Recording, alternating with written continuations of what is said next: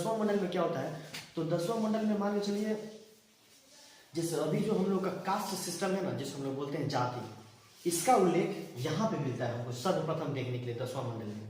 जैसे अभी हम लोग अलग अलग प्रकार के कास्ट हैं, जैसे हिंदू, मुस्लिम, सिख, ईसाई, और हिंदू में भी अलग अलग कास्ट हैं, मुस्लिम में भी अलग अलग कास्ट हैं।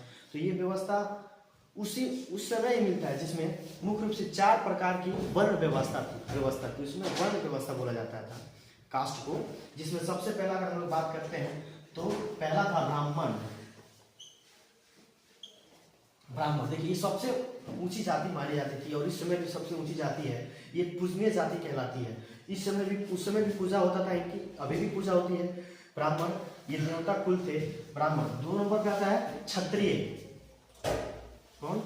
क्षत्रिय। अब देखिए क्षत्रिय मतलब क्या होता है, तो क्षत्रिय मतलब कि ये लोग क्या करते थे, तो ये लोग युद्ध करने का काम करते थे। एक राजा से दूसरे राजा से जब युद्ध होता था तो ये मुख्य रूप से इनका रोल होता था, मतलब युद्ध को जीतना, युद्ध को करना। तो पहला ब्राह्मण, क्षत्रिय।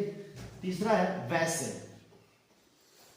अब देखिए 2 जाति का हमने बता दिया। तीसरा है वैश्य। तो वैश्य का काम क्या था, तो वैश्य बिजनेस करते थे, मतलब वो व्यापार करने का कार्य करते थे, ठीक है। और लास्ट है शूद्र।